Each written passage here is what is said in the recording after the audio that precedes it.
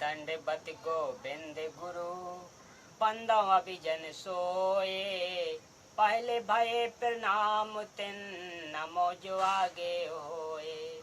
गुरु को कीजे दंडवत कोट कोट प्रणाम। कीट न जाने ब्रंग को यो गुरु करे आप समान। सत साहिब। हाँ तो श्रोता बंधु, आज मैं आप लोगों के सामने गीता का सत्य सार यही प्रसंग रखने का प्रयास कर रहा हूँ, तो सुनिए बड़ी गौर से। अभी मजा आएगा ना भिड़ो। श्रीमद् भागवत गीता का ज्ञान श्री कृष्ण जी के शरीर में प्रवेश करके काल भगवान ने अर्जुन को सुनाया। जिस समय कौरव तथा पांडव अपनी संपत्ति अर्थात दिल्ली के राज्य पर अपने अपने हक का दावा करके युद्ध करने के लिए तैयार हो गए थे, दोनों की सेनाएं आमने सामने कुरुक्षेत्र के मैदान में खड़ी थी। अर्जुन ने देखा कि सामने वाली सेना में भीष्म पितामह, गुरु द्रोणाचार्य, रिश्तेदार कौरवों के बच्चे, दामाद, बहनोई, ससुर आदि आदि लड़ने के लिए खड़े हैं। कौरव और पांडव आपस में चचेरे भाई थे। अर्जुन में साधु भाव जागृत हो गया तथा विचार किया कि जिस राज्य को प्राप्त करने के लिए हमें अपने चचेरे भाइयों, भतीजों, दामादों, बहनोइयों, भीष्म पितामह जी तथा गुरुजनों को मारेंगे, यह भी नहीं पता कि हम कितने दिन संसार में रहेंगे। इसलिए इस प्रकार से प्राप्त राज्य के सुख से अच्छा तो हम भिक्षा मांगकर अपना निर्वाह कर लेंगे, परंतु युद्ध नहीं करेंगे। यह विचार करके अर्जुन ने धनुष बाण हाथ से छोड़ दिया तथा रथ के पिछले भाग में बैठ गया। अर्जुन की ऐसी दशा देखकर श्री कृष्ण बोले, देख ले सामने किस योद्धा से आपने लड़ना है। अर्जुन ने उत्तर दिया कि हे कृष्ण, मैं किसी कीमत पर भी युद्ध नहीं लड़ूंगा। अपने उद्देश्य तथा जो विचार मन में उठ रहे थे उनसे भी अवगत कराया। उसी समय श्री कृष्ण जी में काल भगवान प्रवेश कर गया। जैसे प्रेत किसी अन्य व्यक्ति के शरीर में प्रवेश करके बोलता है, ऐसे काल ने श्री कृष्ण के शरीर में प्रवेश करके श्रीमद् भागवत गीता का ज्ञान, युद्ध करने की प्रेरणा, श्री कृष्ण के शरीर में प्रवेश करके श्रीमद् भागवत गीता का ज्ञान, युद्ध करने की प्रेरणा करने के लिए कलयुग में वेदों को जानने वाले व्यक्ति नहीं रहेंगे। इसलिए चारों वेदों का संक्षिप्त वर्णन व सारांश गीता ज्ञान रूप में 18 अध्यायों में 700 श्लोकों में सुनाया। श्री कृष्ण को तो पता भी नहीं था कि मैंने क्या बोला था गीता ज्ञान में। ब्रह्म कुमारी पंथ वाले इसी काल ब्रह्म को निरंकार बाबा शिव कहते हैं।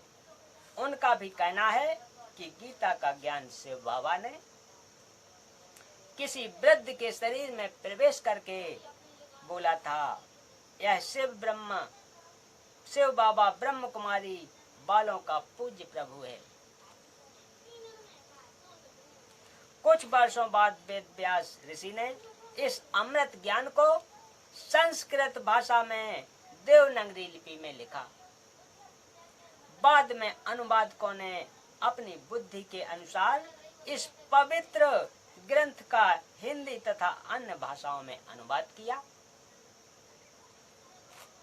जो वर्तमान में गीता प्रेस गोरखपुर यूपी से प्रकाशित किया जा रहा है।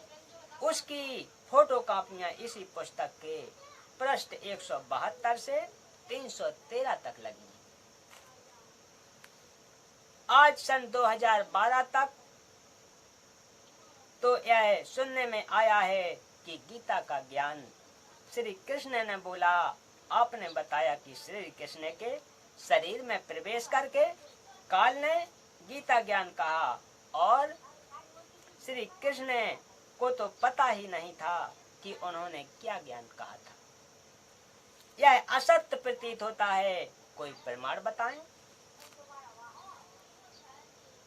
आपको ढेर सारे प्रमाण देते हैं जिनसे सिद्ध हो जाता है कि गीता शास्त्र का ज्ञान काल ने कहा। सर्वप्रथम गीता जी से प्रमाणित करता हूं। प्रमाण नंबर 1, गीता अध्याय 10 में जब गीता ज्ञानदाता ने अपना विराट रूप दिखा दिया तो उसको देखकर अर्जुन कांपने लगा, भयभीत हो गया। यहाँ पर यह बताना भी अनिवार्य है कि श्री कृष्ण तो अर्जुन का साला था, क्योंकि श्री कृष्ण की बहन सुभद्रा का विवाह अर्जुन से हुआ था। गीता ज्ञानदाता ने जिस समय अपना भयंकर विराट रूप दिखाया, जो 1000 भुजा वालों था, जो 1000 भुजाओं वाला था, तब अर्जुन ने पूछा कि हे देव, आप कौन हैं? गीता अध्याय 11 श्लोक 31। हे सहस्रबाहु, 1000 भुजा वाले, आप अपने चतुर्भुज रूप में दर्शन दीजिए, क्योंकि अर्जुन उन्हें विष्णु अवतार कृष्ण तो मानता ही था, परंतु उस समय श्री कृष्ण के शरीर से बाहर निकलकर काल ने अपना अपार विराट रूप दिखाया था। मैं भयभीत हूं, आपके इस रूप को सहन नहीं कर पा रहा हूं। गीता अध्याय 11 श्लोक 46 में है।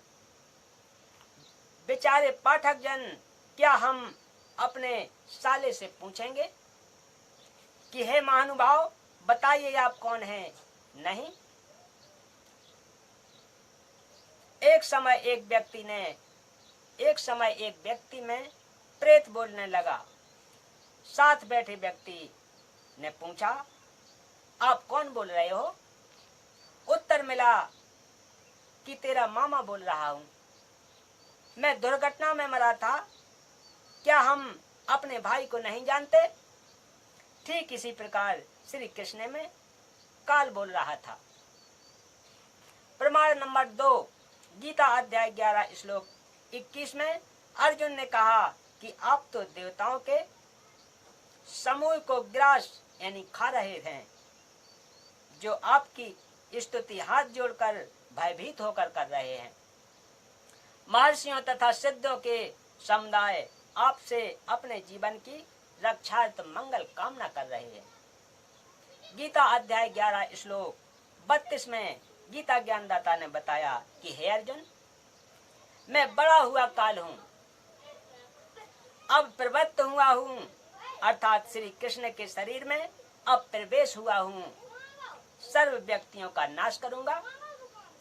विपक्ष की सर्व सेना तुम युद्ध नहीं करेगा तो भी नष्ट हो जाएगी। इससे सिद्ध हुआ कि गीता का ज्ञान श्री कृष्ण जी के शरीर में प्रविष्ट होकर काल ने कहा है।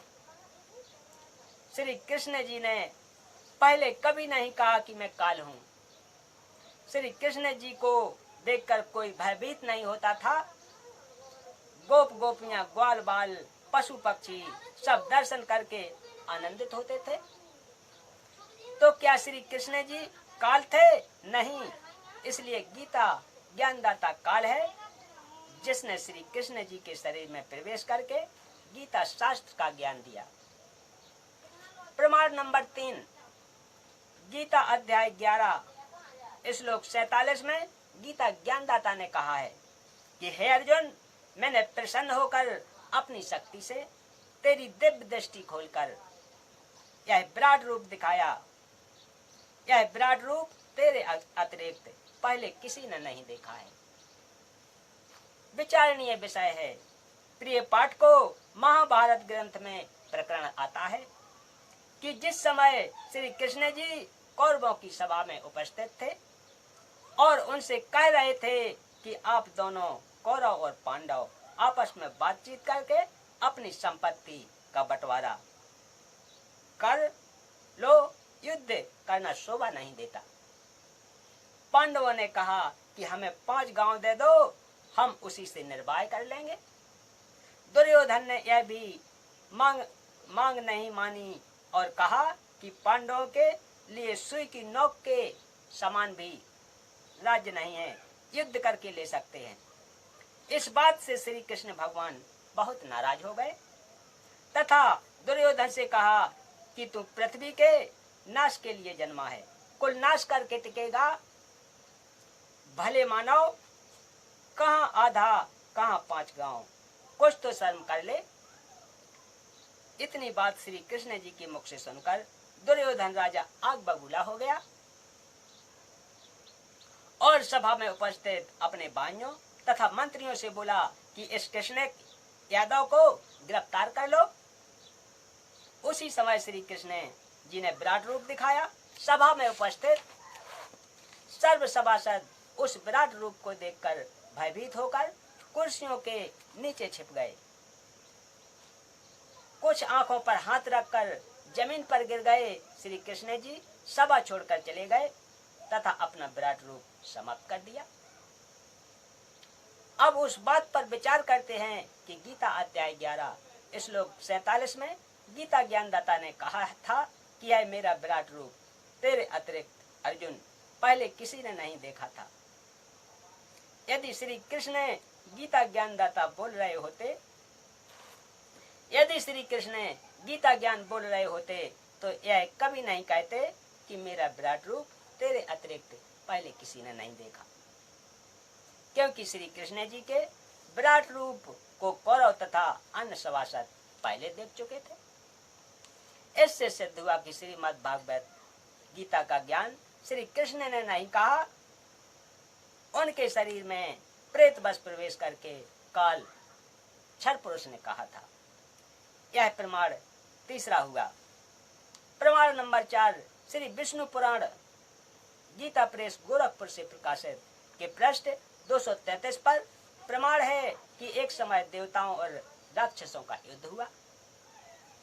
देवता पराजित होकर समुद्र के किनारे जाकर छिप गए। फिर भगवान की तपस्या यानी स्तुति करने लगे। काल का विधान है, अर्थात काल ने प्रतिज्ञा कर रखी है कि मैं अपने वास्तविक काल रूप में कभी किसी को दर्शन नहीं दूंगा, अपनी योग माया से छिपा रहूंगा। प्रमाण गीता अध्याय 7 श्लोक 24-25 में, इसलिए यह काल क्षर पुरुष ने किसी को विष्णु जी के रूप में दर्शन देता है, किसी को शंकर जी के रूप में, किसी को ब्रह्मा जी के रूप में दर्शन देता है। देवताओं को श्री विष्णु जी के रूप में दर्शन देकर कहा कि मैंने जो आपकी समस्या है वह जान ली है, आप पूरज राजा को युद्ध के लिए तैयार कर लो। मैं उस राजा श्रेष्ठ के शरीर में प्रविष्ट होकर राक्षसों का नाश कर दूंगा। ऐसा ही किया गया। अधिक ज्ञान के लिए आप जी विष्णु पुराण पढ़ सकते हैं।